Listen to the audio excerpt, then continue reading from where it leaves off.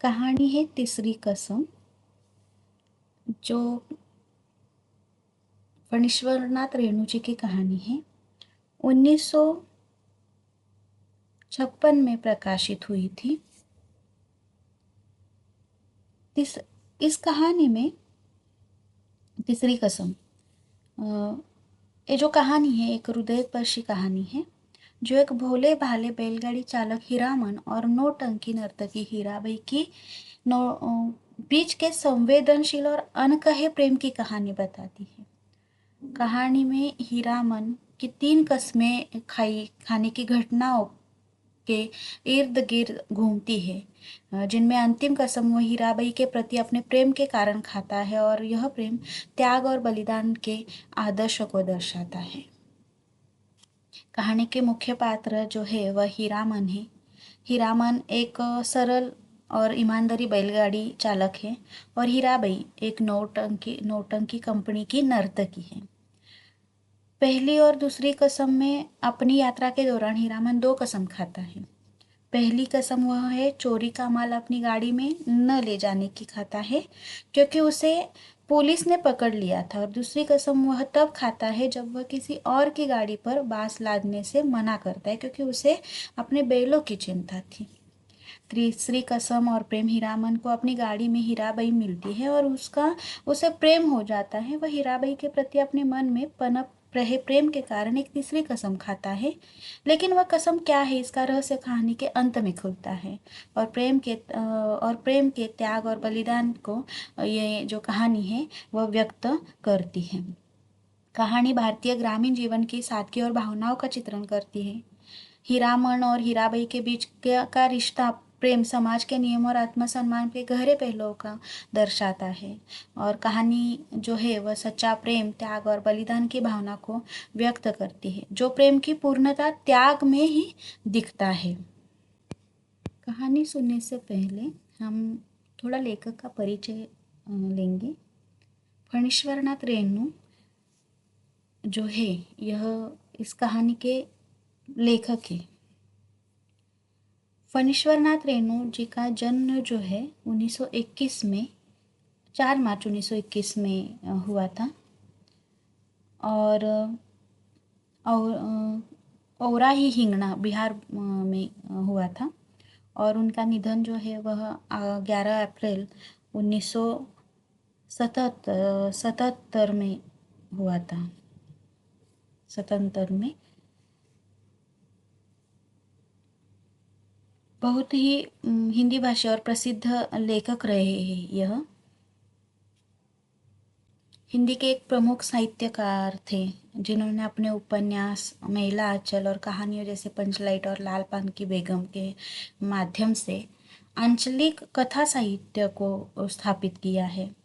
स्वतंत्रता संग्राम में सक्रिय भूमिका निभाने के बाद उन्होंने नेपाल की क्रांति में भी भागीदारी की है। रेणु जी ने अपनी रचनाओं में ग्रामीण जीवन, सामाजिक यथार्थ और मानवीय संवेदनाओं का गहन और रागात्मक चित्रण किया है, जिसके लिए उन्हें पद्मश्री से सम्मानित किया गया है। उनकी भाषा जो है वह भाषा शैली आत्मकथात्मक, भावनात्मक और आंचलिक शब्दों से परिपूर्ण थी, और जिसने हिंदी कथा साहित्य को एक नया आयाम दिया है, ऐसा कह सकते हैं।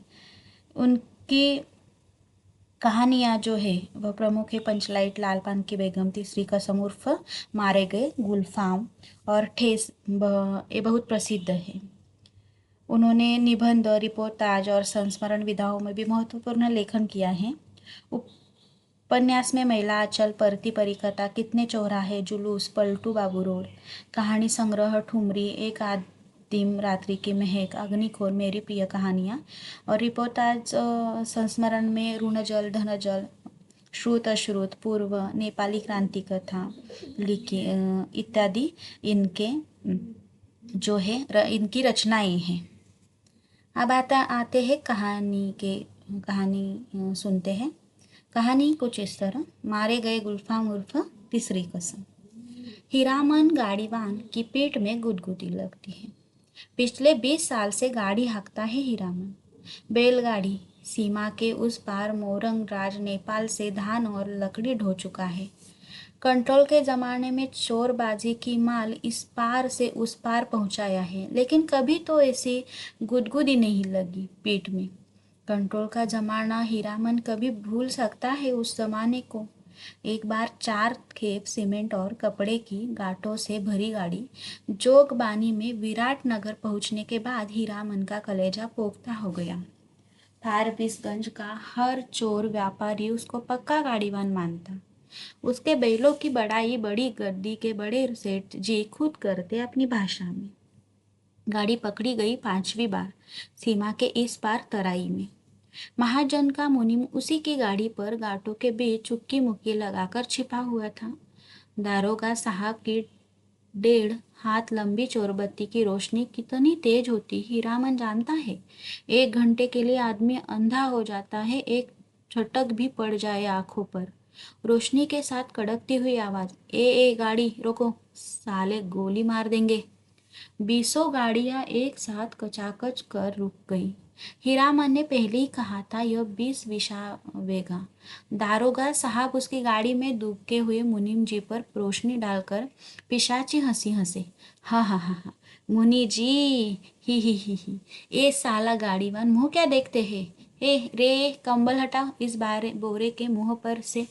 हाथ की छोटी लाठी से मुनीम जी के पेट में खोचा मारते हुए कहा था, इस बोरे को साला। बहुत पुरानी अखज अदावत होगी दारोगा साहब और मुनीम जी में। नहीं तो उतना रुपया कबूलने पर भी पुलिस दरोगा का मन न डोले भला। 4,000 तो गाड़ी पर बेटा ही दे रहा है। लाठी से दूसरी बार खोचा मारा दरोगा ने। 5,000, फिर खोचा। उतरो पहले। मुनीम को गाड़ी से नीचे उतारकर दरोगा ने उसकी आंखों पर रोशनी डाल दी। फिर 2 सिपाहियों के साथ सड़क से 20-25 रस्सी दूर झाड़ी के पास ले गए। गाड़ियों और गाड़ियों पर 5-5 बंदूकें वाले सिपाहियों का पहारा हीरामन समझ गया। इस बार निस्तार नहीं, जेल। हीरामन को जेल का डर नहीं, लेकिन उसके बेल न जाने कितने दिनों तक बिना चारा पानी के सरकारी फाटक में पड़े रहेंगे भूखे प्यासे। फिर नीलाम हो जाएंगे। भैया और भौजी को वह मुंह नहीं दिखा सकेगा कभी।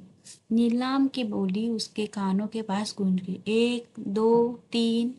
दारोगा और मुनीम में बात पट नहीं रही थी शायद। हीरामन की गाड़ी के पास तैनात सिपाही ने अपनी भाषा में दूसरे सिपाही से धीमी आवाज में पूछा, कहा हो, मामला गोल हो की का? फिर खैनी तंबाकू देने के बहाने उस सिपाही के पास चला गया। 1, 2, 3, 3-4 गाड़ियों की आड़ हीरामन ने फैसला कर लिया। उसने धीरे से अपने बैलों के गले की रस्सियां खोल ली। गाड़ी पर बैठे बैठे दोनों को जुड़वा बांध दिया। बैल समझ गए उन्हें क्या करना है। हीरामन उतरा। जूती हुई गाड़ी में बांस की टिकटी लगाकर बैलों के कंधों को बेला किया। दोनों के कानों के पास गुदगुदी लगा दी और मन ही मन बोला, चलो भैया, जान बचेगी तो ऐसी ऐसी सगड़ गाड़ी बहुत मिलेगी। 1, 2, 3, 9, 2, 11। गाड़ियों की आड़ में सड़क के किनारे दूर तक घनी झाड़ी फैली हुई थी। दम साध कर तीनों प्राणियों ने झाड़ी को पार किया। बेखटक बेआहट, फिर 1 ले, 2 ले, दुल की चाल। दोनों बैल सीना तान कर फिर तराई के घने जंगलों में घुस गए। राह सूंघते नदी नाला पार करते हुए भागे, पूछ उठाकर पीछे पीछे हीरामन। रात भर भागते रहे ये तीनों जन। घर पहुंचकर 2 दिन तक बेसुध पड़ा रहा हीरामन। होश में आते ही उसने कान पकड़कर कसम खाई थी, अब कभी ऐसी चीजों की लदनी नहीं ला देंगे। चोर बाजारी का माल, तोबा तोबा, पता नहीं मुनीम जी का क्या हुआ। भगवान जाने उसकी सगड़ गाड़ी का क्या हुआ। असली इस्पात लोहे की धुरी थी। दोनों पहिए तो नहीं, एक पहिया एकदम नया था। गाड़ी में रंगीन डोरियों के फूदने बड़े जतन से गूंथे गए थे। 2 कस्में खाई है उसने। एक, चोर बाजारी का माल नहीं ला देंगे। दूसरी, बास। अपने हर भाड़ेदार से वह पहले ही पूछ लेता है, चोरी चमारी वाली चीज तो नहीं। और बास, बास लादने के लिए 50 रुपए भी दे कोई हीरामन की गाड़ी नहीं मिलेगी। दूसरे की गाड़ी देख। बास लदी हुई गाड़ी। गाड़ी से 4 हाथ आगे बास का अगुआ निकल रहता है और पीछे की ओर 4 हाथ पिछुआ। काबू के बाहर रहती है गाड़ी हमेशा। सो बेकाबू वाली लदनी और खेरे हिया शहर वाली बात। 30 पर बास का अगुआ पकड़कर चलने वाला भाड़ेदार का महाकुआ नौकर लड़की स्कूल और देखने लगा। बस मोड़ पर घोड़ा गाड़ी से टक्कर हो गई।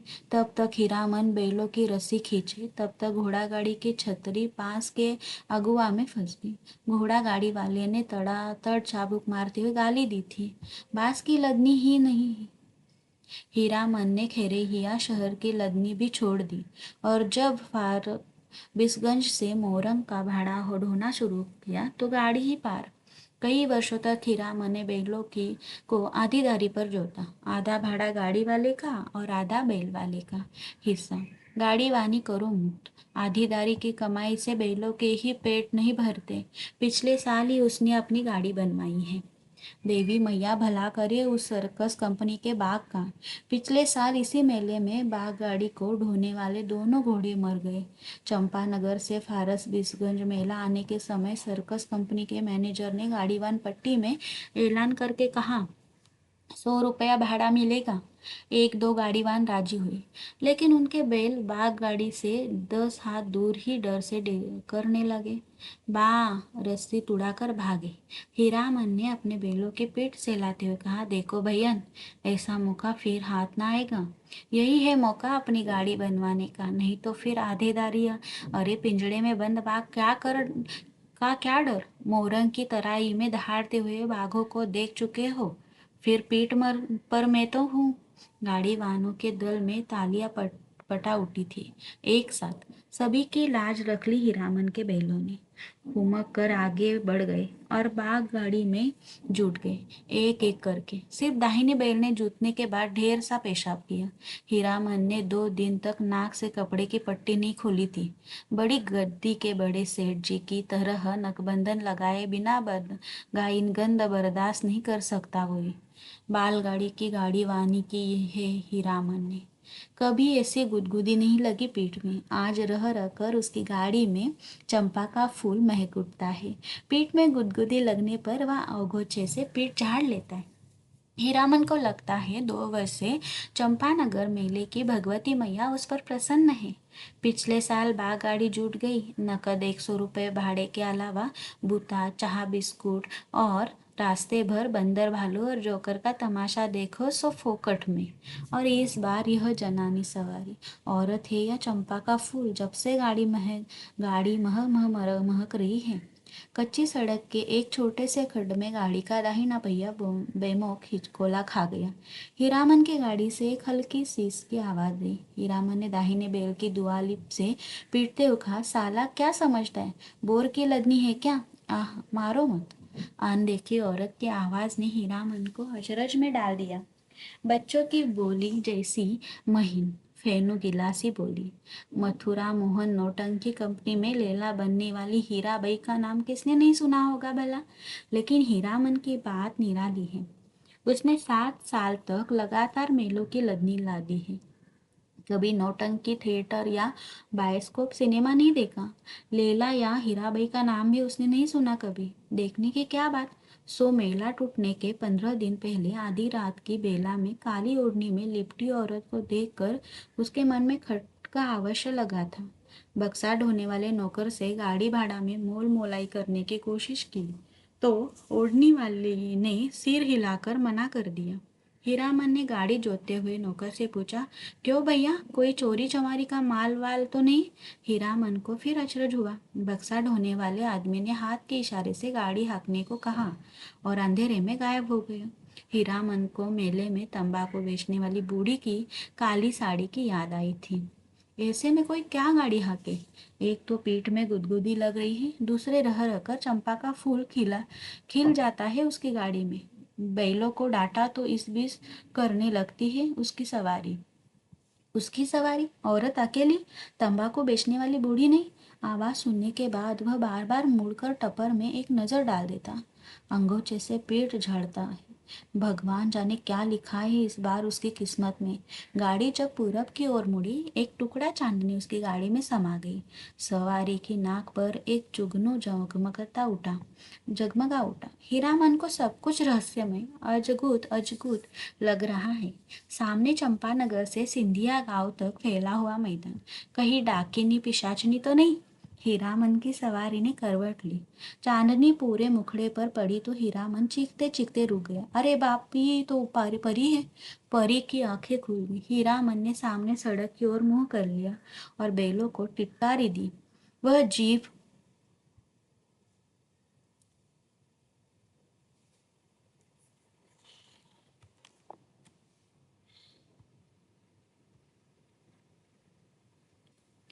वह जीभ तालू से सटाकर टी टी की आवाज निकालता है।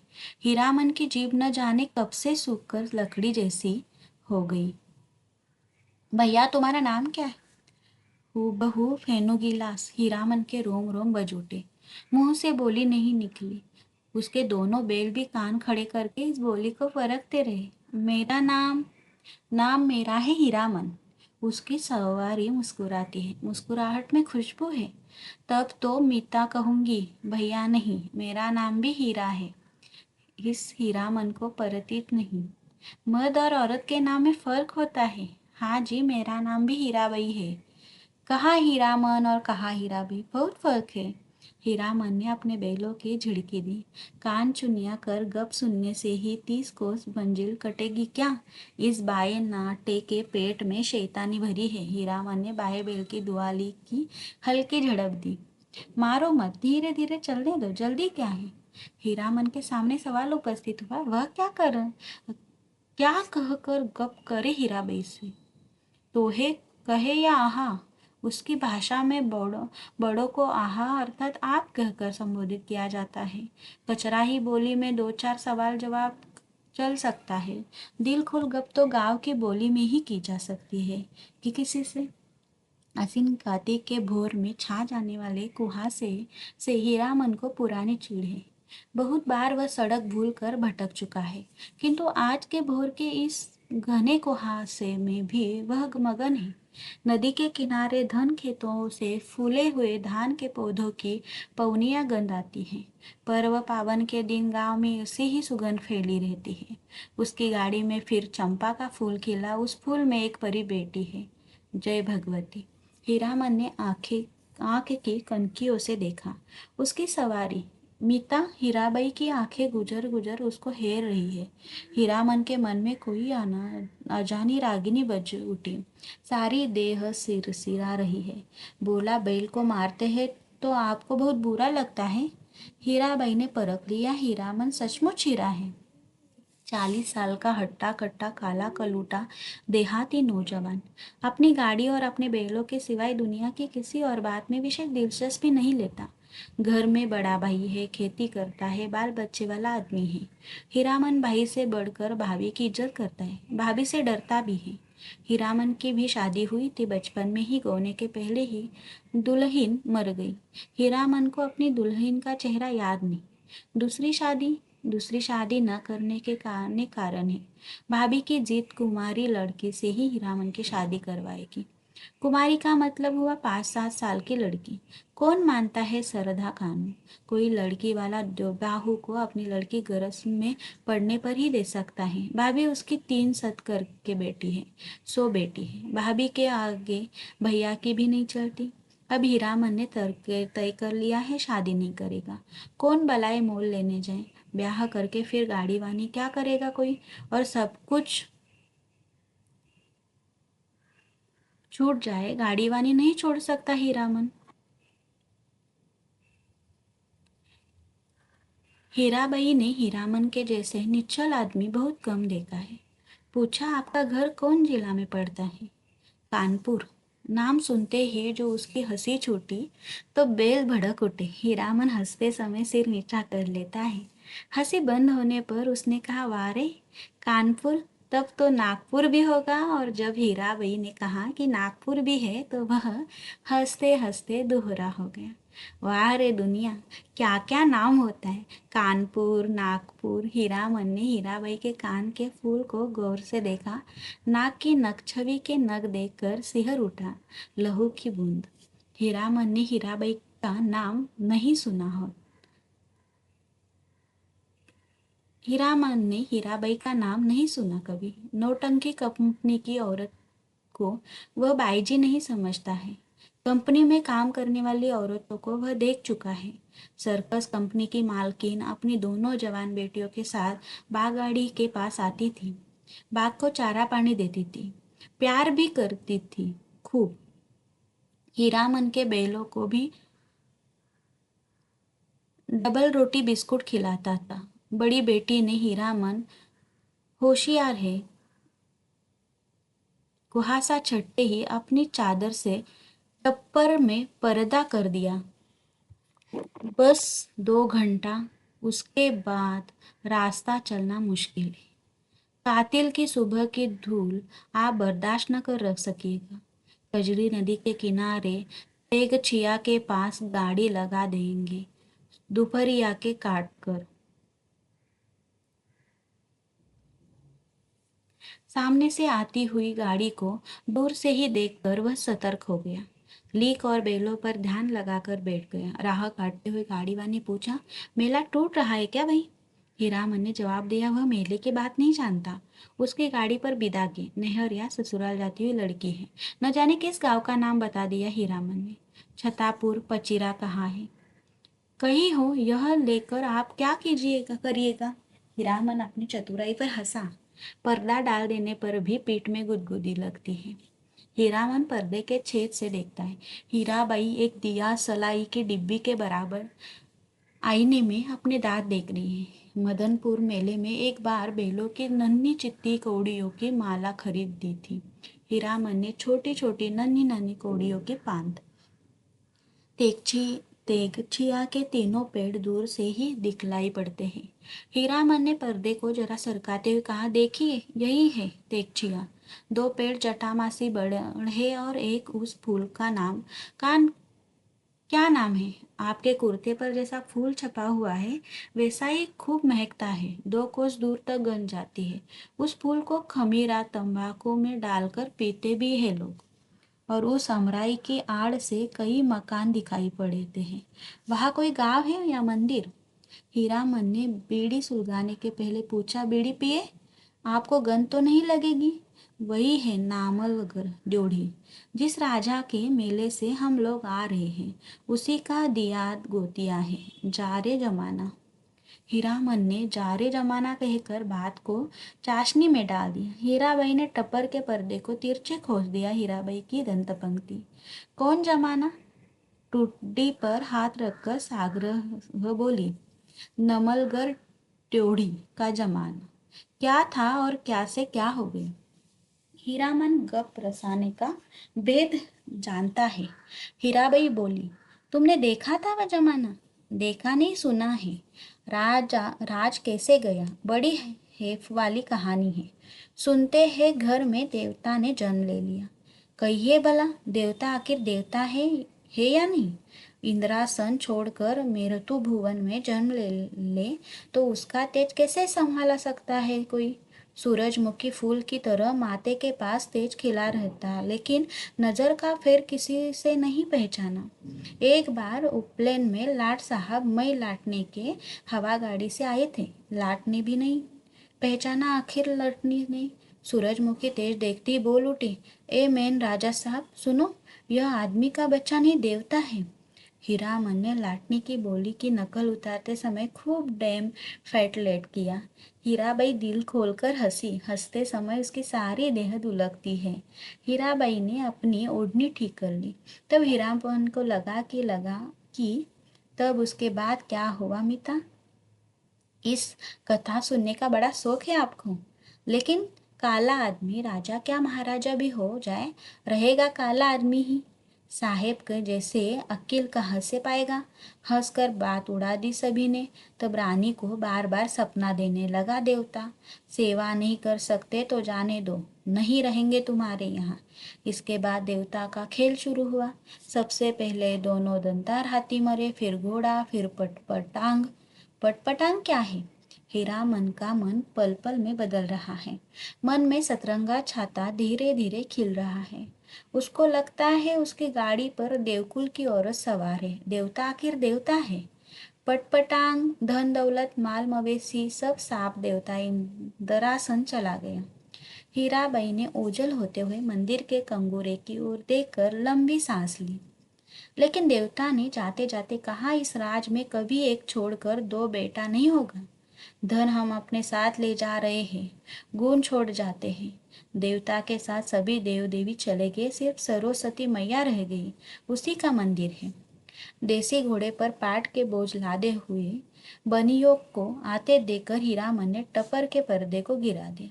बैलों को ललकार कर विदेशिया नाच का बदना गीत गाने लगा। जय मैया सरस्वती अर्जी करत बनी, हमरा पर हो कुसहाई है मैया, हमरा पर हो कुसहाई। घोड़ लद्दे बनियों से हीरामन ने हुलस कर पूछा, क्या भाव पटुआ खरीदते हैं महाजन? लंगड़े घोड़े वाले बनिए ने बटगमनी जवाब दिया, नीचे 27-28, ऊपर 30, जैसा माल वैसा भाव। जवान बनिए ने पूछा, मेले का क्या हालचाल है भाई? कौन नौटंकी कंपनी का खेल हो रहा है? रोता कंपनी या मथुरा मथुरा मोहन? मेले का हाल मेला वाला जाने। हीरामन ने फिर छतापुर पचेरा का नाम लिया। सूरज 2 बास ऊपर आ गया था। हीरामन अपने बैलों से बात करने लगा, एक को जमीन जरा दम बांध कर चलो, प्यास की वो बेला हो गई ना। याद है उस बार तेगचिया के पास सर्कस कंपनी के जोकर और बंदर नचाने वाला साहब ने झगड़ा हो गया था। जोकरवा ठीक बंदर की तरह दांत किटकिटाकर किकरी आने लगा था। न जाने किस किस देश मुल्क के आदमी आते हैं। हीरामन ने फिर पर्दे के छेद से देखा। हीराबाई एक कागज के टुकड़े पर आंखें गड़ाकर बैठी है।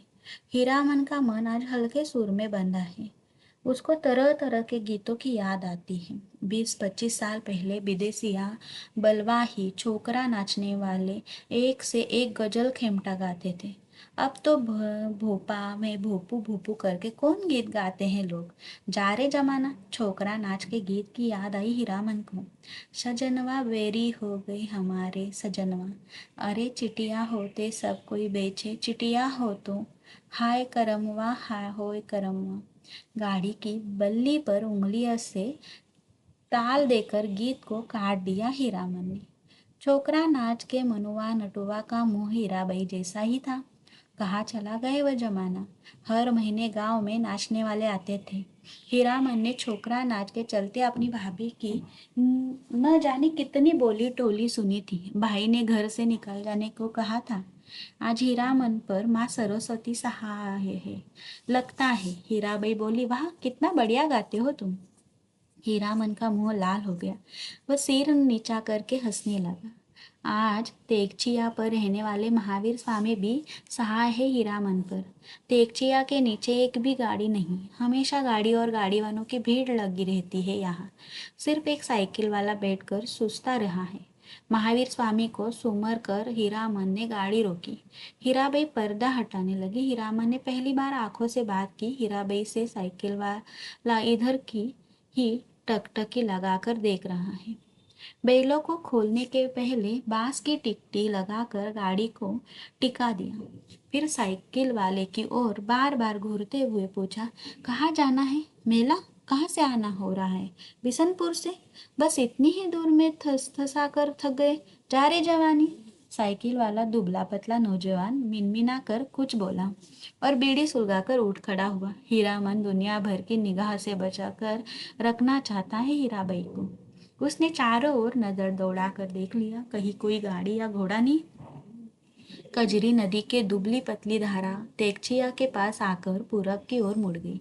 हीराबाई पानी में बैठी हुई भैंसों और उनकी पीठ पर बैठे हुए बगलों को देखती रही। हीरामन बोला, जाइए घाट पर मुंह हाथ धो आइए। हीराबाई गाड़ी से नीचे उतरी। हीरामन का कलेजा धड़क उठा। नहीं नहीं, पाँव सीधे हैं, टेढ़े नहीं।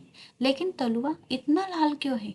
हीराबाई घाट की ओर चल गई, गांव की बहू बेटी की तरह सिर नीचा करके धीरे धीरे। कौन कहेगा कि कंपनी की औरत है? औरत नहीं, लड़की, शायद कुमारी ही है। हीरामन टिकी गाड़ी पर बैठ गया। उसने टप्पर में झांककर देखा, एक बार इधर उधर देखकर हीराबाई के तकिए पर हाथ रख दिया। फिर तकिए पर केहूनी डालकर झुकता गया। खुशबू उसके देह में समा गई। तकिए के गिलाफ पर कड़े फूलों को उंगलियों से छूकर उसने सूंघा। हाय रे हाय, इतनी सुगंध! हीरामन को लगा एक साथ 5 चिलम गांजा फूंक कर वह उठा है। हीराबाई के छोटे आईने में उसने अपना मुंह देखा। आंखें उसकी इतनी लाल क्यों है? हीराबाई लौट कर आई तो उसने हंसकर कहा, अब आप गाड़ी का पहरा दीजिए, मैं आता हूँ तुरंत। हीरामन ने अपनी सफरी झोली से लहजी हुई गंजी निकाली, गमछा झाड़कर कंधे पर लिया और हाथ में बाल्टी लटका कर चला। उसके बैलों ने बारी बारी से हूँ हूँ कर कूद कहा। हीरामन ने जाते जाते उलट कर कहा, हाँ हाँ, प्यास सभी को लगी है, लौट कर आता हूँ तो घास दूंगा, बदमाशी मत करो। बैलों ने कान हिलाया। नहा धोकर कब लौटा हीरामन, हीराबाई को नहीं मालूम। कजरी की धारा को देखते देखते उसकी आंख में रात की उछटी हुई नींद लौट आई थी। हीरामन पास के गांव से जलपान के लिए दही चूड़ा चीनी ले आया है। उठिए, नींद तोड़िए, 2 मुट्ठी जलपान कर लीजिए। हीराबाई आँख खोलकर अचरज में पड़ गई। एक हाथ में मिट्टी के नए बर्तन में दही, केले के पत्ते, दूसरे हाथ में बाल्टी भर पानी, आंखों में आत्मीयतापूर्ण अनुरोध। इतनी चीजें कहाँ से ले आए? इस गांव का दही नामी है, चाह तो फारसबिगंज जाकर ही पाइएगा। हीरामन के देह की गुदगुदी मिट गई। हीराबाई ने कहा, तुम भी पत्तल बिछाओ। क्यों, तुम नहीं खाओगे? तो समेट कर रख लो अपनी झोली में, मैं नहीं खाऊंगी। इस हीरामन लज्जा कर बोला, अच्छी बात, आप खा लीजिए, पहले पहले पीछे क्या, तुम भी बैठो। हीरामन का जी जुड़ा गई।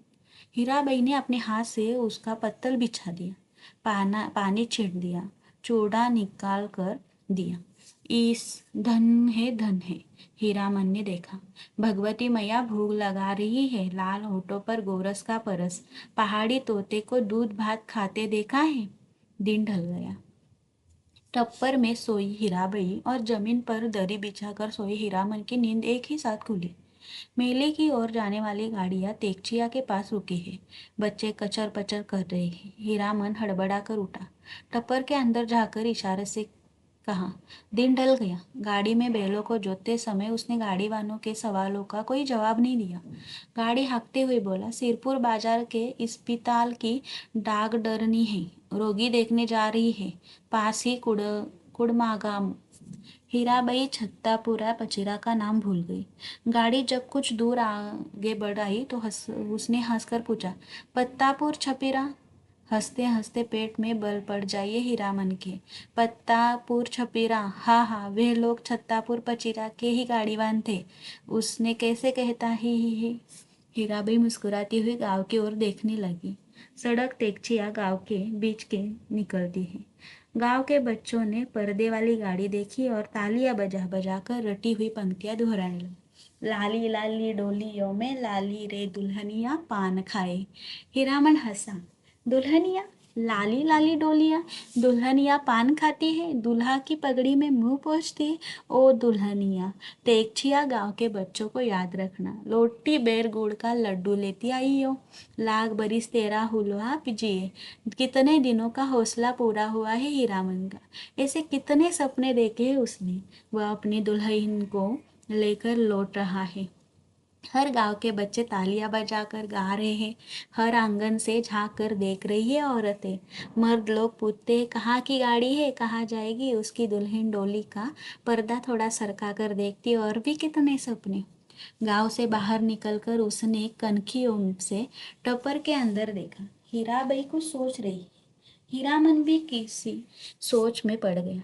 थोड़ी देर के बाद वह गुनगुनाने लगा, सजन रे झूठ मती बोलो, खुदा के पास जाना है, नहीं हाथी नहीं घोड़ा नहीं गाड़ी, वह पैदल ही जाना है। सजन रे, सजन रे झूठ मत बोलो, खुदा के पास जाना है। हीरामन बाई ने पूछा, क्यों मीता, तुम्हारी अपनी बोली में कोई गीत नहीं क्या? हीरामन अब बिखट कर हीराबाई की आंखों में आंखें डालकर बात करता है। कंपनी की औरत भी ऐसी होती है। सर्कस कंपनी की मालकिन मेम भी थी, लेकिन हीराबाई गांव की बोली में गीत सुनना चाहती। वह खुलकर मुस्कुराया। गांव की बोली आप समझिएगा। हीराबाई ने गर्दन हिलाई, कान के झुमके हिल गए। हीरामन कुछ देर तक बैलों को हाँकता रहा, चुपचाप। फिर बोला, गीत जरूर ही सुनिएगा, नहीं मानिएगा। इस इतना शौक गांव के गीत सुनने का है आपको, तब लीक छोड़नी होगी। चालू रास्ते में कैसे गीत गा सकता है कोई? हीरामन ने बाएं बैल की रस्सी खींचकर दाहिनी को लीक से बाहर किया और बोला, हरिपुर होकर नहीं जाइएगा तब। चालू लीक को काटते देखकर हीरामन की गाड़ी के पिछवाले गाड़ीवान ने चिल्लाकर पूछा, काहे हो गाड़ीवान, लीक छोड़कर बेली कहाँ उधर? हीरामन ने हवा में दुआली घुमाते हुए जवाब दिया, कहाँ है बेली की? वह सड़क ननपुर तो नहीं जाएगी? फिर अपने आप बड़बड़ाया, इस मुल्क के लोगों की यही आदत बुरी है, राह चलते 100 जिरह करेंगे। अरे भाई, तुमको जाना है जाओ, देहाती बुच्च सब। ननपुर की सड़क पर गाड़ी लाकर हीरामन ने बैलों की रस्सी ढील कर दी। बैलों ने दुल्की चाल छोड़कर कदम चाल पकड़ी। हीराबाई ने देखा, सचमुच ननपुर की सड़क बड़ी सुनी है। हीरामन उसकी आंखों की बोली समझता है। घबराने की बात नहीं, यह सड़क भी फारबिसगंज जाएगी। राह घाट के लोग बहुत अच्छे हैं, एक घड़ी रात तक हम लोग पहुंच जाएंगे। हीराबाई को फारबिसगंज पहुंचने की जल्दी नहीं। हीरामन पर उसको इतना भरोसा हो गया है कि डर भय की कोई बात नहीं उठती है मन में। हीरामन ने पहले जी भर मुस्कुराया लिया। कौन गीत गाए वह? हीराबाई को गीत और कथा दोनों का शौक है। इस महुआ घटवारिन? वह बोला, अच्छा, जब आपको इतना शौक है तो सुनिए महुआ घटवारिन का गीत।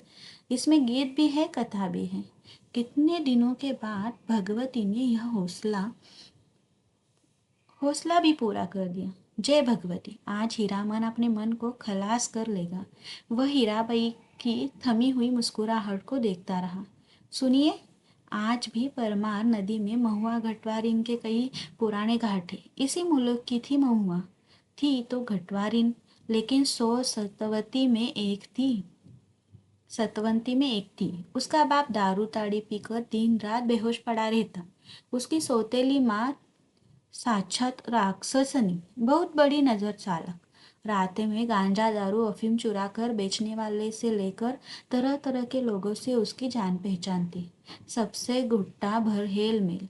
महुआ कुमारी थी, लेकिन काम कराते कराते उसकी हड्डी निकल दी थी राक्षसनी ने। जवान हो गई, कहीं शादी ब्याह की बात भी नहीं चलाई। एक रात की बात सुनी है। हीरामन ने धीरे धीरे गुनगुना कर गला साफ किया। हे सावन भादवा के रे उमड़ नदियो गेमे में यो ओ मयो रे गेरे नी भवानी तड़का तड़के धड़के करजे आ मोरा कि हुमू जे बारन हन्नी रे ए। अरे ओ माँ, सावन भादों की उमड़ती हुई नदी, भयावनी रात, बिजली कड़कती है। मैं बारीक वारी नन्ही बच्ची, मेरा कलेजा धड़कता है। अकेली कैसे जाऊँ घाट पर? सो भी परदेसी राही बटोही के पैर में तेल लगाने के लिए सतमा ने अपनी बज्जर की बाड़ी बंद कर ली। आसमान में मेघ हड़बड़ा उठे और हरहरा कर बरसा होने लगी। महुआ रोने लगी अपनी माँ को याद करके।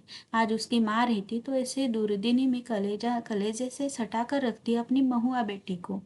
एक गे मैया, इसी दिन के लिए, यही दिखाने के लिए तुमने कोख में रखा था। महुआ अपनी माँ पर गुस्सा है। क्यों वह अकेली मर गई? जी भर कर कोसती हुई बोली।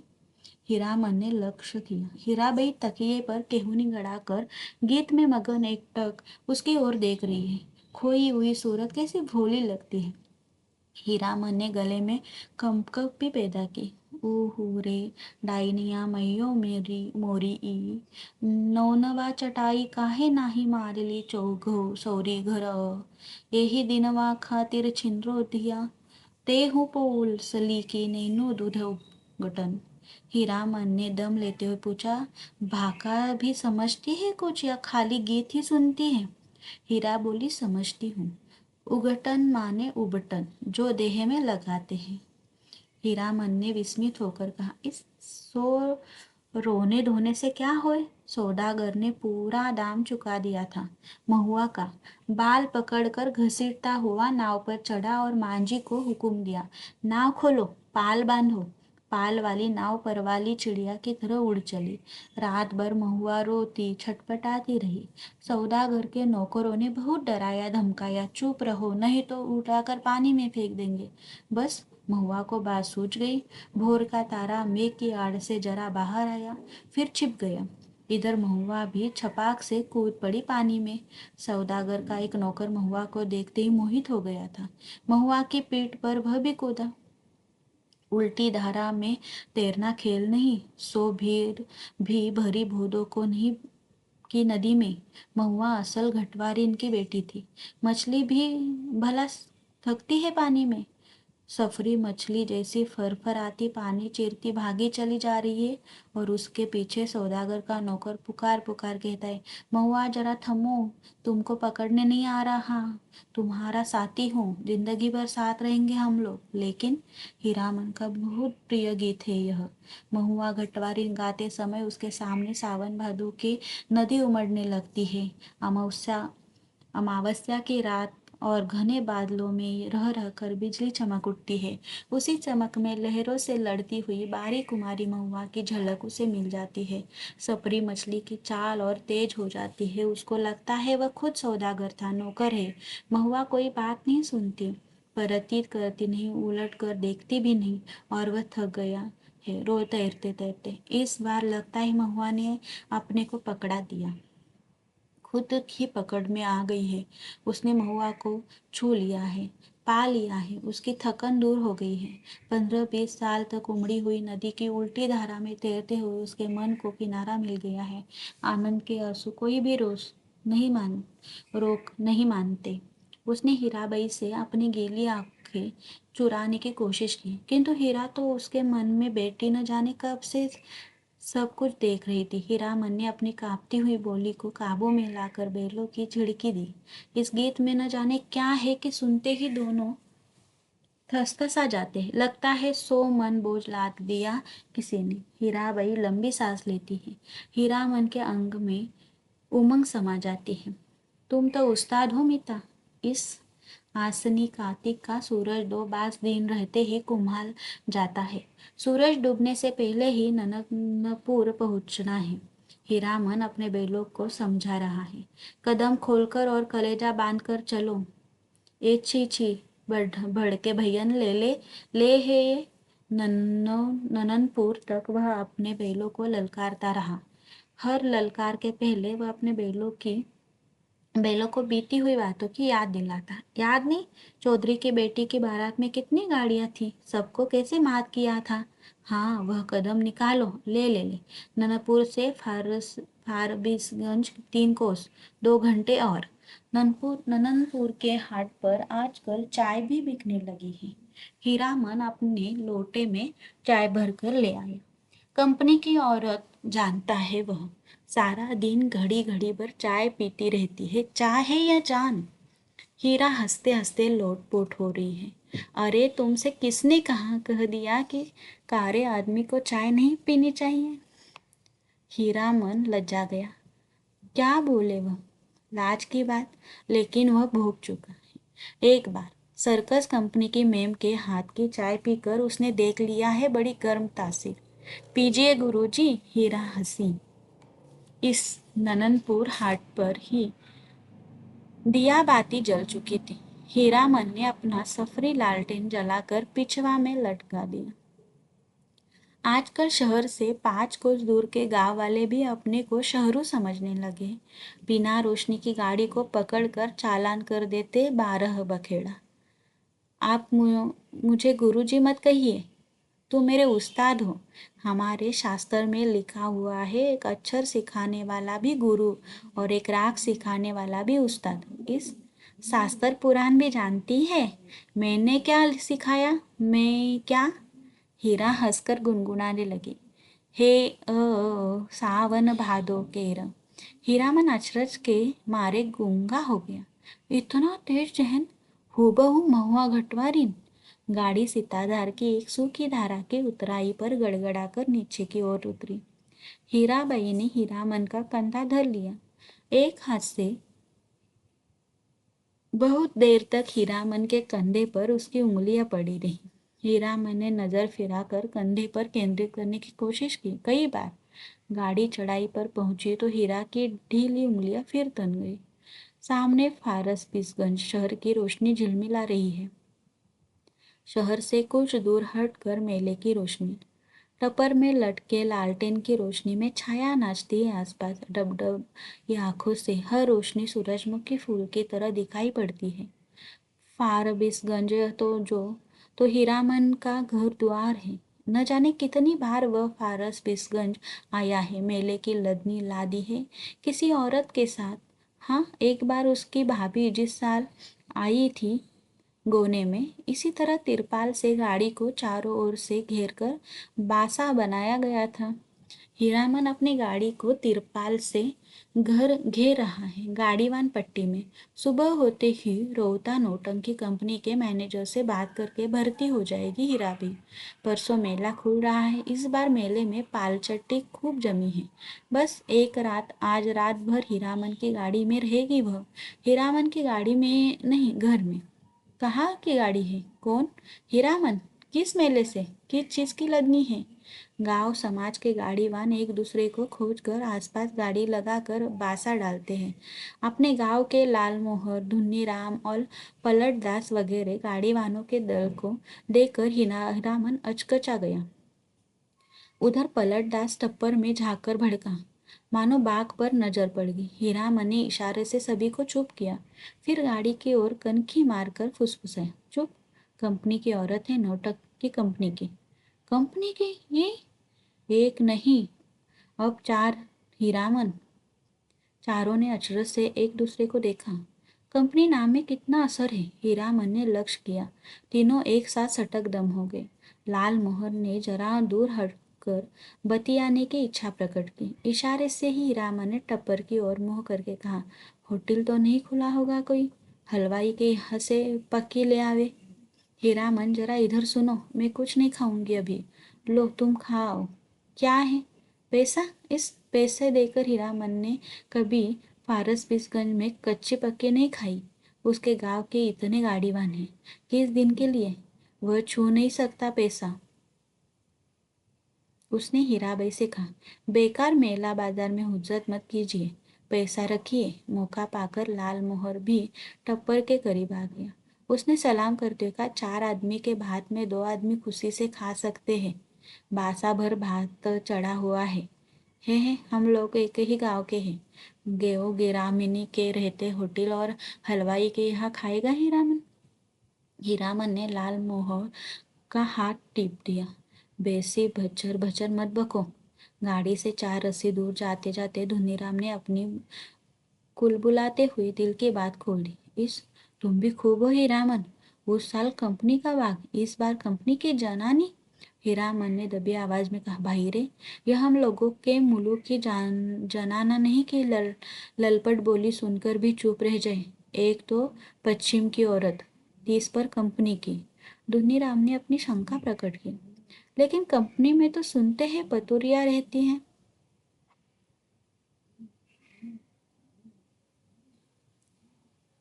उधर सभी ने एक साथ उसको दूर दूरा दिया। कैसा आदमी है, पतुरिया रहेगी कंपनी में भला? देखो इसकी बुद्धि। सुना है? देखा तो नहीं है कभी। धुनीराम ने अपनी गलती मान ली।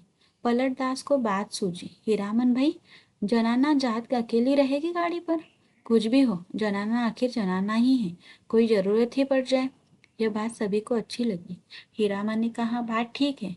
पलट, तुम लौट जाओ, गाड़ी के पास ही रहना। और देखो, गपशप जरा होशियारी से करना, हाँ?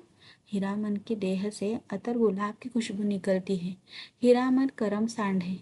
उस बार महीनों तक उसकी देह से बघाई गंध नहीं गई। लाल मोहन ने हीरामन की गमछी सूंघ ली। हीरामन चलते चलते रुक गया। क्या करे लाल मोहन भाई, जरा कहा हो तो बड़ी जिद करती है, कहती है नौटंकी देखना ही होगा, फोकट में ही, और गांव नहीं पहुंचेगी यह बात। हीरामन बोला, नहीं जी, एक रात नौटंकी देखकर जिंदगी भर बोली ठोली कौन सुने। देसी मुर्गी विलायती चाल। धुनीराम ने पूछा, फोकट में देखने पर भी तुम्हारा भौजाई बात सुनाएगी। लाल मोहर के बासा के बगल में एक लकड़ी की दुकान लाद कर आए हुए गाड़ीवानों का बासा है। बासा के मीर गाड़ीवान मियाँजान बूढ़े ने सफरी गुड़गुड़ी पीते हुए पूछा, क्यों भाई, मीना बाजार की लदनी लाद कर कौन आया है। मीना बाजार? मीना बाजार तो पतुरिया पट्टी को कहते हैं। क्या बोलता है ये बूढ़ा मियाँ? लाल मोहर ने हीरामन के कान में फुसफुसाया कर कहा, तुम्हारी देह महक महकती है, सच। लहसनवा लाल मोहर का नौकर गाड़ीवान है, उम्र में सबसे छोटा है, पहली बार आया है तो क्या, बाबू बबुआइन के यहाँ बचपन से नौकरी कर चुका है। वह रह कर वातावरण में कुछ सूंघता है, नाक सिकोड़ कर। हीरामन ने देखा, लहसनवा का चेहरा तमतमा गया है। कौन आ रहा है धड़धड़ता हुआ, कौन? पलटदास। क्या है? पलटदास आकर खड़ा हो गया चुपचाप, उसका मुंह भी तमाया हुआ था। हीरामन ने पूछा, क्या हुआ, बोलते क्यों नहीं? क्या जवाब दे पलटदास, हीरामन ने उसको चेतावनी दे थी, गपशप होशियार से करना। वह चुपचाप गाड़ी की आसनी पर जाकर बैठा गया। हीरामन की जगह पर हीराबाई ने पूछा, तुम भी हीरामन के साथ हो? पलटदास ने गर्दन हिलाकर हामी भरी।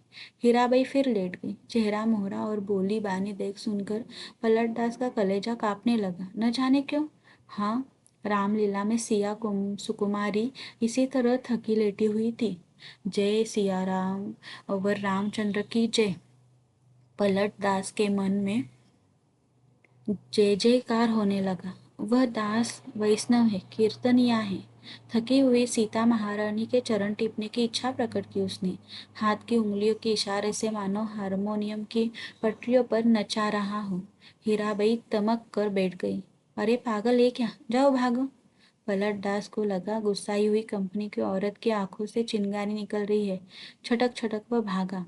पलटदास क्या जवाब दे, वह मेला से भी भागने का उपाय सोच रहा है।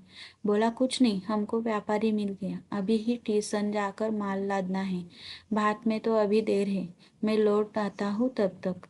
खाते समय धुनीराम और लहसनवा ने पलटदास की टोकरी भर निंदा की। छोटा आदमी है, कमीना है, पैसे पैसे का हिसाब जोड़ता है। खाने पीने के बाद लाल मोहर के दल ने अपना बासा तोड़ दिया। धुन्नी और लहसनवा गाड़ी जोत कर हीरामन के बासा पर चले, गाड़ी की लीक धरकर।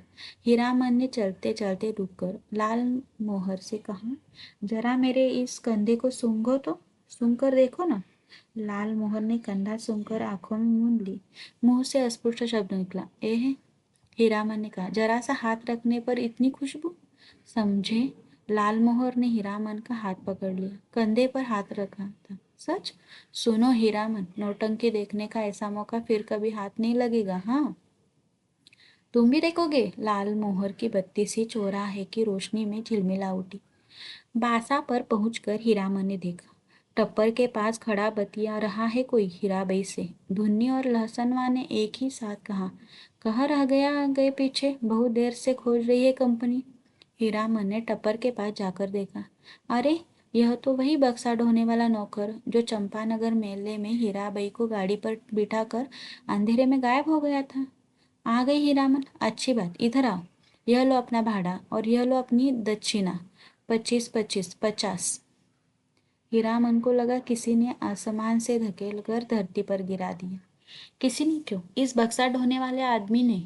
कहाँ से आ गया? इसकी जीप पर आई हुई बात जीप पर ही रह गई। इस दक्षिणा? वह चुपचाप खड़ा रहा।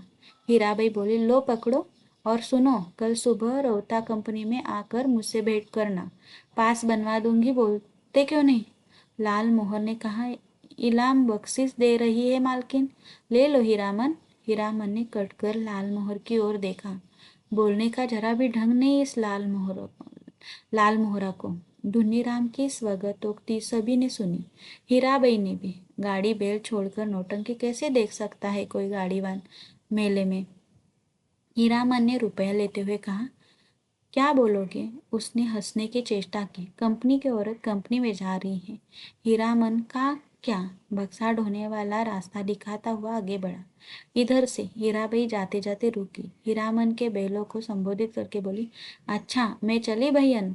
बैलों ने भैया शब्द पर कान हिलाए। भैया आज रात दी रोता संगीत कंपनी के स्टेज पर गुलबदन देखिए गुलबदन। आपको यह जानकर खुशी होगी कि मथुरा मोहन कंपनी की मशहूर एक्ट्रेस मिस हीरा देवी, जिसकी एक एक अदा पर हजार जान फिदा है, इस बार हमारी कंपनी में आ गई है। याद रखिए आज की रात मिस हीरा देवी गुलबदन।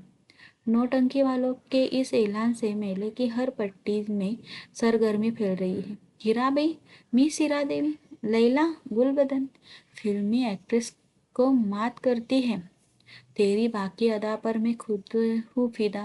तेरी चाहत को दिल भर बयां क्या करूँ। यही ख्वाहिश है कि तू मुझको देखा करे और दिलो जान में तुमको देखा करूँ। घन धड़ा हर आदमी का दिल नगाड़ा हो गया है। लाल मोहर दौड़ता हाँफता बासा पर आया। ए हीरामन, यहाँ क्या बैठे हो? चलकर देखो, जय जयकार हो रहा है। मैं बजा गाजा छापी फाहरम के साथ हीराबाई की जय जय कर रहा हूँ। हीरामन गड़बड़ा कर उठा। लहसनवा ने कहा, धुन्नी काका तुम बासा पर रहो, मैं भी देखाऊं। धुन्नी की बात कौन सुनता है? तीनों जन नौटंकी कंपनी की एलानिया पार्टी के पीछे पीछे चलने लगे। हर नुक्कड़ पर रुककर बाजा बंद करके ऐलान किया जाना है। ऐलान के हर शब्द पर हीरामन पुलक उठता है। हीराबाई का नाम के साथ अदा फिदा वगैरह सुनकर उसने लाल मोहर की पीठ थपथपा दी। धन्य है या नहीं? लाल मोहर ने कहा, अब बोलो, अब भी नौटंकी नहीं देखोगे? सुबह से ही धुनीराम और लाल मोहर समझा रहे थे, समझा कर हार चुके थे। कंपनी में जाकर भेंट कर रहा हो, जाते जाते पुरसिस कर गई है। लेकिन हीरामन की बस एक ही बात, धत कौन भेंट करे जाए। कंपनी की औरत कंपनी में गई, अब उससे क्या लेना देना, चिन्हेगी भी नहीं। वह मन ही मन रूठा हुआ था। ऐलान सुनने के बाद उसने लाल मोहर से कहा, जरूर देखना चाहिए। क्यों लाल मोहर? दोनों आपस में सलाह करके रोता कंपनी की ओर चले। खेमे के पास पहुंचकर हीरामन ने लाल मोहर को इशारा किया। पूछताछ करने का भार लाल मोहर के सिर। लाल मोहर कचरा ही बोलना जानता है। लाल मोहर ने एक काले कोट वाले से कहा, बाबू साहेब जरा सुनिए तो। काले कोट वाले ने नाक बहुत चढ़ाकर कहा, क्या है, इधर क्यों? लाल मोहर की कचरा ही बोली गड़बड़ा गई। तेवर देकर बोला, बुलबुल नहीं, बुलबुल नहीं। हीरामन ने झट से संभाल लिया। हीरा देवी किधर रहती है, बता सकते हैं? उस आदमी की आंखें हठात लाल हो गई। सामने खड़े नेपाली सिपाही को पुकार कर कहा, इन लोगों को क्यों अपने इधर आने दिया? हीरामन, वही फेनुगिला सी आवाज किधर से आई? खेमे के पर्दे को हटाकर हीराबाई ने बुलाया, यहाँ आ जाओ, अंदर देखो बहादुर, इसको पहचान लो, यह मेरा हीरामन है, समझे? नेपाली दरबान हीरामन की ओर देखकर जरा मुस्कुराया और चला गया। काले कोट वाले से जाकर कहा, हीराबाई का आदमी है। नहीं रोकने बोला। लाल मोहन पान ले आया। नेपाली दरबार के लिए खाया जाए। इस एक नहीं, पांच चारों अठनियाँ बोली कि जब तक मेले में हो रोज रात में आकर देखना, सबका ख्याल रखती है। बोली कि तुम्हारे और साथी है, सभी के लिए पास ले जाओ। कंपनी की औरतों की बात निराली होती है या नहीं? लाल मोहर ने लाल कागज के टुकड़ों को छू कर देखा। पास? वाह रे हीरामन भाई, लेकिन 5 पास लेकर क्या होगा? पलट दास तो फिर पलट कर आया ही नहीं है अभी तक। हीरामन ने कहा, जाने दो आभागे को, तकदीर में लिखा नहीं। हाँ, पहले गुरु कसम खानी होगी सभी को कि गांव घर में यह बात एक पंछी भी न जान पाए। लाल मोहर ने उत्तेजित होकर कहा, कौन साला बोलेगा? गांव में जाकर पलटा ने अगर बदनामी की तो दूसरी बार में फिर साथ नहीं लाऊंगा। हीरामन ने अपनी थैली आज हीराबाई के जिम्मे रख दी। मेले का क्या ठिकाना, किस्म किस्म के पाकिटकार लोग हर साल आते हैं अपनी साथी संगियों का भी क्या भरोसा, हीराबाई मान गई। हीरामन के कपड़े की काली थैली को उसने अपने चमड़े के बक्स में बंद कर दिया। बक्से के ऊपर भी कपड़े का खोल और अंदर भी झलमल झलमल रेशमी अस्तर। मन का मान अभिमान दूर हो गया। लाल मोहर और धुनी राम ने मिलकर हीरामन की बुद्धि की तारीफ की, उसके भाग्य को सहारा, बार बार उसके भाई और भाभी की निंदा की। दबी जबान से, हीरामन के जैसा हीरा भाई मिला है, इसीलिए कोई दूसरा भाई होता तो। लहसनवा का मुंह लटका हुआ है। ऐलान सुनते सुनते न जाने कहाँ चला गया कि घड़ी भर सांझ होने के बाद लौटा है। लाल मोहर ने एक एक मालिकाना झिड़की दी है, गाली के साथ, सौदा कही का। धुन्नी राम ने चूल्हे पर खिचड़ी ढोते हुए कहा, पहले यह फैसला कर लो कि गाड़ी के पास कौन रहेगा। रहेगा कौन, यह लहसनवा कहाँ जाएगा। लहसनवा रो पड़ा, ए मालिक, हाथ जोड़ते हैं, एक को झलक, बस एक को झलक। हीरामन ने उदारतापूर्वक कहा, अच्छा अच्छा, एक झलक क्यों, 1 घंटा देखना, मैं आ जाऊंगा। नौटंकी शुरू होने के 2 घंटे पहले ही नगाड़ा बजना शुरू हो जाता है, और नगाड़ा शुरू होते ही लोग पतंगों की तरह टूटने लगते हैं। टिकट घर के पास भीड़ देखकर हीरामन को बड़ी हंसी आई। लाल मोहर उधर देख, कैसी धक्का मुक्की कर रहे लोग। हीरामन भाई, कौन, पलट दास, कहाँ की लदनी लाद आए। लाल मोहर ने पराये गांव के आदमी की तरह पूछा। पलट दास ने हाथ मलते हुए माफी मांगी। कसूरबार है, जो सजा दो तुम लोग, सब मंजूर है, लेकिन सच्ची बात कहे कि सिया सुकुमारी। हीरामन के मन का पुरीन नगाड़े के ताल पर विकसित हो चुका है। बोला, देखो पलटा, यह मत समझना कि गांव घर की जनाना है। देखो, तुम्हारे लिए भी पास दिया है, पास ले लो, अपना तमाशा देखो। लाल मोहर ने कहा, लेकिन एक शर्त पर पास मिलेगा, बीच बीच में लहसनवा को भी। पलट दास को कुछ बताने की जरूरत नहीं, वह लहसनवा से बातचीत कर आया है अभी। लाल मोहर ने दूसरी शर्त सामने रखी, गांव में अगर यह बात मालूम हुई किसी तरह, राम राम, दांत से भी जीभ को काटते हुए कहा पलट दास ने। पलट दास ने बताया, अठनिया फाटक इधर है। फाटक पर खड़े दरबार ने हाथ से पास लेकर उनके चेहरे को बारी बारी देखा। बोला, यह तो पास है, कहाँ से मिला। अब लाल मोहर की कचराही बोली सुने कोई। उसके तेवर देखकर दरबान घबरा गया। मिलेगा कहाँ से, अपनी कंपनी से पूछ लीजिए जाकर। 4 ही नहीं, देखिए एक और है। जेब से 5वां पास निकाल कर दिखाया लाल मोहर ने। 1 रुपए वाले फाटक पर नेपाली दरबान खड़ा था। हीरामन ने पुकार कर कहा, ए सिपाही दाजू, सुबह को ही पहचानवा दिया और अभी भूल गए। नेपाली दरबान बोला, हीराबाई का आदमी है सब, जाने दो, पास है तो फिर काहे को रोकता है। अटनिया दर्जा। तीनों ने कपड़ घर को अंदर से पहली बार देखा। सामने कुर्सी बेंच वाले दर्जे है, पर्दे पर राम बन गमन की तस्वीर है। पलट दास पहचान गया। उसने हाथ जोड़कर नमस्कार किया। पर्दे पर अंकित राम, सिया सुकुमारी और लखन लला को जय हो जय हो। पलट दास की आंखें भर आई। हीरामन ने कहा, लाल मोहर, छापी सभी खड़े हैं, याद चल रहे हैं। लाल मोहर अपने बगल में बैठे दर्शकों से जान पहचान कर चुका है। उसने कहा, खेला अभी पर्दा के भीतर है, अभी जमीन का दे रहा है लोग जमाने के लिए। पलटदास ढोलक बजाना जानता है, इसीलिए नगाड़े के ताल पर गर्दन हिलाता है और दिया सलाई पर ताल काटता है। बीड़ी आधा प्रदान करके हीरामन ने भी एक एक हाथ जान पहचान कर ली। लाल मोहर के परिचित आदमी ने चादर से देह ढकते हुए कहा, नाच शुरू होने में अभी देर है, तब तक एक नींद ले ली। सब दर्जा से अच्छा 8वां दर्जा, सबसे पीछे सबसे ऊंची जगह पर है। जमीन पर गरम पुआ है, कुर्सी बेंच पर बैठकर इसी सर्दी के मौसम में तमाशा देखने वाले अभी घूट घूट कर उठेंगे चाय पीने। उस आदमी ने अपनी संगी से कहा, खेला शुरू होने पर जगा देना। नहीं नहीं, खेला शुरू होने पर नहीं, हिरिया जब स्टेज पर उतरे हमको जगा देना। हीरामन के कलेजे में जरा आँच लगी। हिरिया बड़ा लटपटिया आदमी मालूम पड़ता है। उसने लाल मोहर को आंख के इशारे से कहा, इस आदमी से बतियाने की जरूरत नहीं। घन घन धड़ाम पर्दा उड़ गया। ए हे हीराबाई शुरू में ही उतर गई स्टेज पर। कपड़ घर खचम खच भर गया है।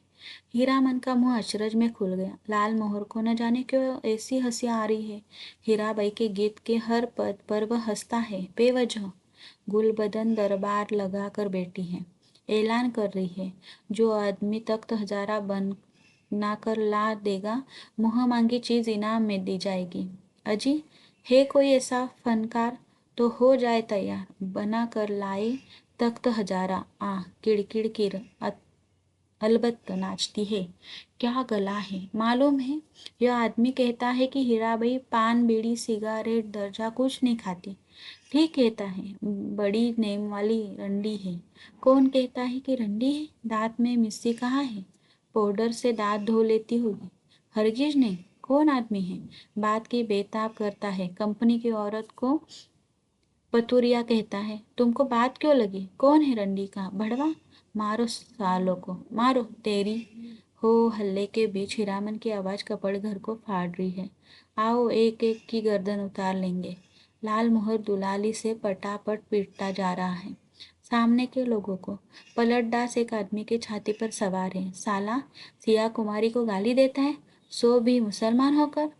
धुन्नीराम शुरू से ही चुप था। मारपीट शुरू होते ही वह कपड़ घर से निकलकर बाहर भागा। काले कावट वाले नौटंकी के मैनेजर नेपाली सिपाही के साथ दौड़ाए। दारोगा साहब ने हंटर से पीट पाट शुरू की। हंटर खाकर लाल मोहर तिलमिला उठा। कचरा ही बोली में भाषण देने लगा। दारोगा साहब मारते हैं मारिए, कोई हर्ज नहीं, लेकिन यह पास देख लीजिए। एक पास पाकिट में भी है, देख सकते हैं हुजूर। टिकट नहीं पास। तब हम लोगों के सामने कंपनी की औरत को कोई बुरा बात करे तो कैसे छोड़ देंगे। कंपनी के मैनेजर की समझ में आ गई सारी बात। उसने दरोगा को समझाया। हुजूर मैं समझ गया, यह सारी बदमाशी मथुरा मोहन कंपनी वालों की है। तमाशे में झगड़ा खड़ा करके कंपनी को बदनाम। नहीं हुजूर, इन लोगों को छोड़ दीजिए। हीराबाई के आदमी हैं, बेचारी की जान खतरे में है। हुजूर से कहा था ना। हीराबाई का नाम सुनते ही दरोगा ने तीनों को छोड़ दिया, लेकिन तीनों की दुआली छीन ली गई। मैनेजर ने तीनों को 1 रुपए वाले दर्जे में कुर्सी पर बिठाया। आप लोग यही बैठिए, पान भिजवा देता हूँ। कपड़घर शांत हुआ और हीराबाई स्टेज पर लौट गई। नगाड़ा फिर घनघना उठा। थोड़ी देर बाद तीनों को एक ही साथ धुनीराम का ख्याल हुआ। अरे धुनीराम कहाँ गया। मालिक, ओ मालिक। लहसनवा कपड़घर से बाहर चिल्लाकर पुकार रहा है। ओ लाल मोहर मालिक। लाल मोहर ने तारस्वत में जवाब दिया। इधर से एक टिकिया फाटक से। सभी दर्शकों ने लाल मोहर की ओर मुड़ कर देखा। लहसनवा को नेपाली सिपाही लाल मोहर के पास ले आया। लाल मोहर ने जेब से पास निकाल कर दिखा लिया। लहसनवा ने आते ही पूछा, मालिक कौन आदमी क्या बोल रहा था। बोले तो जरा, चेहरा दिखला दीजिए उसकी एक झलक। लोगों ने लहसनवा की चौड़ी और सपाट छाती देखी। जाड़े के मौसम में भी खाली देह, चेले चाटी के साथ है ये लोग। लाल मोहर ने लहसनवा को शांत किया। तीनों चारों से मत पूछो, कोई नौटंकी में क्या देखा। किस्सा कैसा याद रहे। हीरामन को लगता था हीराबाई शुरू से ही उसी की और टकटकी लगाकर देख रही है, गा रही है, नाच रही है। लाल मोहर को लगता था हीराबाई उसी को और देखती है। वह समझ गई है हीरामन से भी ज्यादा पावर वाला आदमी है लाल मोहर। पलटदास किस्सा समझता है। किस्सा और क्या होगा, रेमन की ही बात। वही राम, वही सीता, वही लखन लाल और वही रावण। सिया सुकुमारी को राम जी से छीनने के लिए रावण तरह तरह का रूप धरकर आता है। राम और सीता भी रूप बदल लेते हैं। यहाँ भी तख्त हजारा बनाने वाला माली का बेटा राम है। गुलबदन मियाँ सुकुमारी है। माली के लड़के का दोस्त लखन लला है और सुल्तान है रावण। धुनीराम को बुखार है तेज। लहसनवा को सबसे अच्छा जोकर का पार्ट लगा है। चिरैया तोहके लेके ना जइवे नहरहट के बजरिया। वह उस जोकर से दोस्ती लगाना चाहता है। नहीं लगावेगा दोस्ती जोकर साहब। हीरामन को एक गीत की आधी कड़ी हाथ लगी है। मारे गए गुलफाम। कौन था यह गुलफाम। हीराबाई रोती हुई गा रही थी। अजी हाँ, मारे गए गुलफाम, बेचारा गुलफाम। तीनों को दुआली वापस देते हुए पुलिस के सिपाही ने कहा, लाठी दुआली लेकर नाच देखने आते हो। दूसरे दिन मेले भर में यह बात फैल गई। मथुरा मोहन कंपनी से भागकर आई है हीराबाई, इसलिए इस बार मथुरा मोहन कंपनी नहीं आई है। उसके गुंडे आए हैं। हीराबाई भी कम नहीं, बड़ी खिलाड़ औरत है। 13 देहाती लटे पाल रही है। वह मेरी जान भी कहे तो कोई मजाल है। 10 दिन दिन रात दिन भर भाड़ा ढोता हीरामन। शाम होते ही नौटंकी का नगाड़ा बजने लगता। नगाड़े की आवाज़ सुनते हीराबाई की पुकार कानों के पास मंडराने लगती है। भैया, मीता, हीरामन, उस्ताद, गुरुजी, हमेशा कोई न कोई बाजा उसके मन के कानों में बजता रहा दिन भर। कभी हीरा हारमोनियम, कभी नगाड़ा, कभी ढोलक और कभी हीराबाई की पैंजनी। उन्हीं साजों की गत पर हीरामन उठता बैठता, चलता फिरता। नौटंकी कंपनी के मैनेजर से लेकर पर्दा खींचने वाले तक उसको पहचानते, हीराबाई का आदमी है। पलटदास हर रात नौटंकी शुरू होने के समय श्रद्धापूर्वक स्टेज को नमस्कार करता। हाथ जोड़कर लाल मोहर एक दिन अपनी कचराही बोली सुनाने गया था हीराबाई को। हीराबाई ने पहचाना ही नहीं। तब से उसका दिल छोटा हो गया। उसका नौकर लहसनवा उसके हाथ से निकल गया है। नौटंकी कंपनी में भर्ती हो गया है। जोकर से उसकी दोस्ती हो गई है। दिन भर पानी भरता है, कपड़े धोता है, कहता है गांव में क्या है। जो जाएंगे। लाल मोहर उदास रहता है। धुन्नीराम घर चला गया है बीमार होकर। हीरामन आज सुबह से 3 बार लदनी लाद कर स्टेशन आ चुका है। आज न जानो क्यों उसको अपनी भौजाई की याद आ रही है। धुन्नीराम ने कुछ कह तो नहीं दिया है बुखार की झोंक में। यह कितना अटर पटर बक रहा था। गुलबदन, तख्त हजारा, लहसनवा मौज में है। दिन भर हीराबाई को देखता होगा। कल कह रहा था, हीरामन मालिक, तुम्हारे अकबाल से खूब मौज में हूँ। हीराबाई की साड़ी धोने के बाद कटोते का पानी अत्तर गुलाब हो जाता है। उसमें अपनी गमछी डुबाकर छोड़ देता हूँ। लो, सूंघोगे? हर रात किसी न किसी के मुंह से सुनता है वह हीराबाई रंडी है। कितने लोगों से लड़े वह, बिना देखे ही लोग कैसे कोई बात बोलते हैं। राजा को भी लोग पीठ पीछे गाली देते हैं। आज वह हीराबाई से मिलकर कहेगा, नौटंकी कंपनी में रहने से बहुत बदनाम करते हैं लोग। सर्कस कंपनी में क्यों नहीं काम करती? सबके सामने नाचती है। हीरामन का कलेजा दब दब जलता रहता है। उस समय सर्कस कंपनी में बाघ को उसके पास जाने की हिम्मत कौन करेगा? सुरक्षित रहेगी हीराबाई। किधर की गाड़ी आ रही है? हीरामन, ए हीरामन भाई। लाल मोहर की बोली सुनकर हीरामन ने गर्दन मोड़कर देखा। क्या लाद कर लाया है लाल मोहर? तुमको ढूंढ रही है हीराबाई, स्टेशन पर जा रही है। एक ही सांस में सुना गया। लाल मोहर की गाड़ी पर ही आई है मेले से। जा रही है? कहाँ? हीराबाई रेलगाड़ी से जा रही है। हीरामन ने गाड़ी खोल दी। माल गुदाम के चौकीदार से कहा, भैया जरा गाड़ी बेल देखते रहिए, आ रहे हैं। उस्ताद, जनाना मुसाफिर खाने के फाटक के पास हीराबाई ओढ़नी में मुंह हाथ ढक कर खड़ी थी। थैली बढ़ाती हुई बोली, लो, हे भगवान, भेंट हो गई। चलो, मैं तो उम्मीद खो चुकी थी।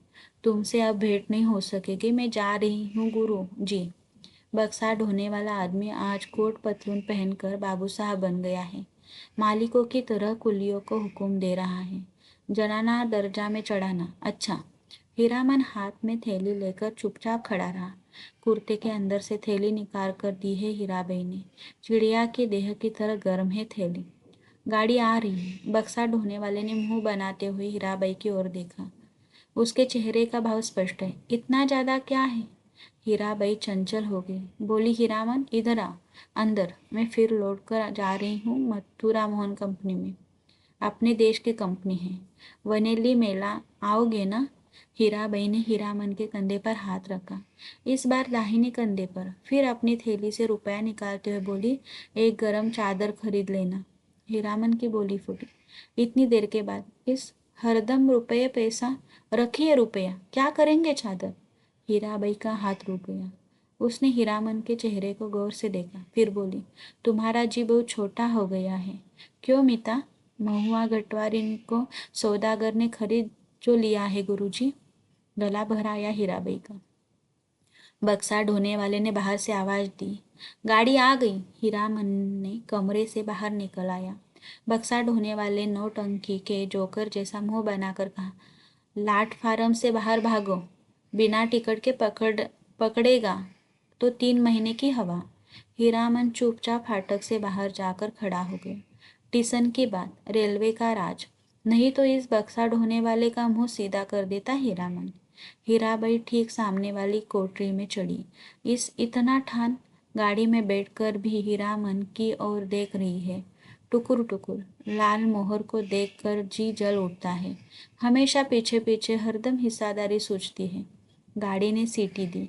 हीरामन को लगा उसके अंदर से कोई आवाज निकलकर सीटी के साथ ऊपर की ओर चली गई है। कू इस छी इस छक गाड़ी हिल। हीरामन ने अपनी दाहिने पैर के अंगूठे को बाएं पैर की एड़ी से कुचल दिया। कलेजे की धड़कन ठीक होगी। हीराबाई हाथ की बैंगनी साफी से चेहरा पोंछती है। साफी हिलाकर इशारा करती है, अब जाओ, आखिरी डिब्बा गुजरा, प्लेटफॉर्म खाली, सब खाली, खोखले मालगाड़ी के डिब्बे, दुनिया ही खाली हो गई मानो। हीरामन अपनी गाड़ी के पास लौट आया। हीरामन ने लाल मोहर से पूछा, तुम कब तक लौट रहे हो गाँव? लाल मोहर बोला, अभी गांव जाकर क्यों क्या करेंगे, यहाँ तो भाड़ा कमाने का मौका है। हीराबाई चली गई, मेला अब टूटेगा। अच्छी बात, कोई समाद देना है घर। लाल मोहर ने हीरामन को समझाने की कोशिश की, लेकिन हीरामन ने अपनी गाड़ी गांव की ओर जाने वाली सड़क की ओर मोड़ दी। अब मेले में क्या धरा है? खोखला मेला। रेलवे लाइन की बगल से बैलगाड़ी की कच्ची सड़क गई है दूर तक। हीरामन कभी रेल पर नहीं चढ़ा है। उसके मन में फिर पुरानी लालसा जागी, रेलगाड़ी पर सवार होकर गीत गाते हुए जगन्नाथ धाम जाने की लालसा। उलटकर अपने खाली टप्पर की ओर देखने की हिम्मत नहीं होती है। पीठ में आज भी गुदगुदी लगती है। आज भी रह रहकर चंपा का फूल खिल उठता है। उसकी गाड़ी में एक गीत की टूटी कड़ी पर नगाड़े का ताल कट जाता है बार बार। उसने उलट कर देखा। बोरे भी नहीं, बांस भी नहीं, बाग भी नहीं। परी देवी, मीता, हीरा देवी, महुआ गटवारिन, कोई ही नहीं। मरे हुए मुहूर्तों की गूंगी आवाजों मुखर होना चाहती है। हीरामन के होठ हिल रहे हैं। शायद वह तीसरी कसम खा रहा है, कंपनी की औरत की लदनी। हीरामन ने हठात अपने दोनों बैलों को झिड़की दी। दुआली से मारते हुए बोला, रेलवे लाइन की ओर उलट उलट कर क्यों देखते हो? दोनों बैलन ने कदम खोलकर चाल पकड़ी। हीरामन गुनगुनाने लगा, अजी हाँ, मारे गए गुलफाम। इस तरह यह कहानी जो है तीसरी कसम यहाँ पर समाप्त होती है। धन्यवाद।